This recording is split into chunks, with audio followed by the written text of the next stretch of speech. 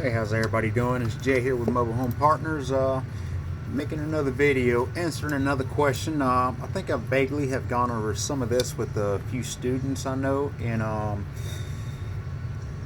think I've done a video where I mentioned some of this, but I'm gonna go a little more into detail. And that question came in: how should I hire a handyman, and what should I pay them? What to pay them is what they say. So how do you hire? I guess how do you know who to hire and how do you pay them? That question is actually huge. And I'm gonna go ahead and tell you right now, when you're starting to rehab, when you're starting to hire handyman, especially new ones, have some headache pills ready. Bottom line, it's gonna happen. Not to talk bad about handyman or contractors, absolutely. And they do. I've had some handyman who do some of the best work I've ever seen. Some weren't licensed at the time. We're working to get to that, and I mean, these guys would do a phenomenal job. So, I'm not going to talk bad about them. The one thing that I will say that happens a lot, and I don't know why, it's just common, is handymen tend to, after a while, just kind of start flaking on you. They start getting, quotations, sick, car trouble. They can't make the work, bottom line. And one thing to keep in mind is, regardless of what your exit strategy with a home you're rehabbing, you're on a time crunch. You want to make sure that you take this home and you rehab it ASAP within a timeline, and you're done with it so you can flip it, whatever. It doesn't matter. You need to be done with this home. So you don't have time for sick handyman. You don't have time for handyman or contractors who don't have a ride, who can't get to work. That's not going to work. You're trying to flip this and make a profit, and every day that goes by is every day that you haven't sold it. So not to mention, if it's most likely, if it's in a mobile home park, you're paying a lot rent.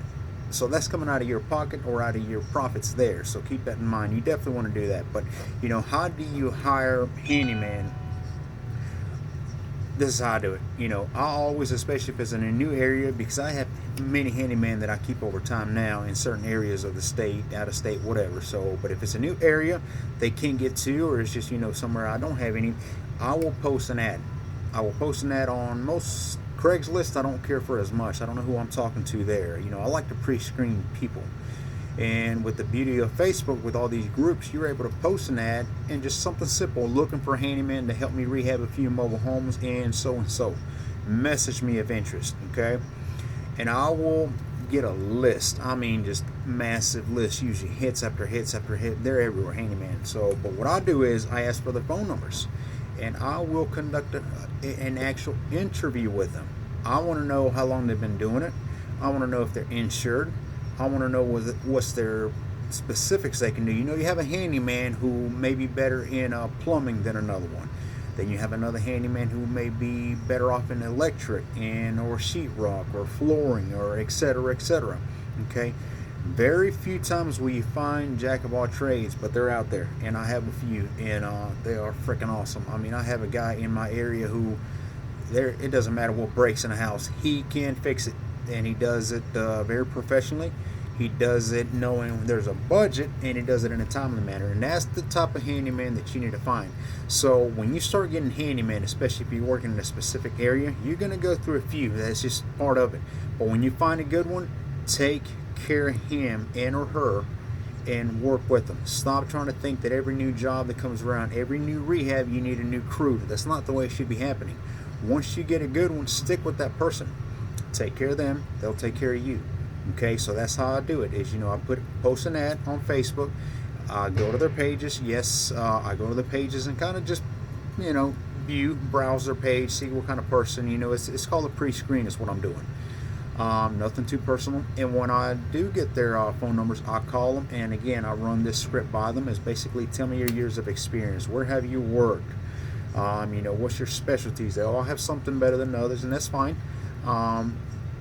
And go from there. You're going to do a lot of pre-trial, period. I've had handyman who tell me basically they can build Rome in 2 days, and once they get in the house, it is a letdown. It's just part of it. But learn to screen these people, learn to talk to them, And when it comes to pay, that one thing that I figured out is that, when I start speaking to a handyman or contractor and we're shortly into an interview, and the first thing they're asking is, how much do you pay? What do you pay for this? That's a flag to me. You need to be focused on the job that I'm giving you here. I'm offering you an opportunity for you and I to work together, and I'm also let them know that it will be an ongoing thing. It's not a one job thing we're doing. So they need to take that out of their mind.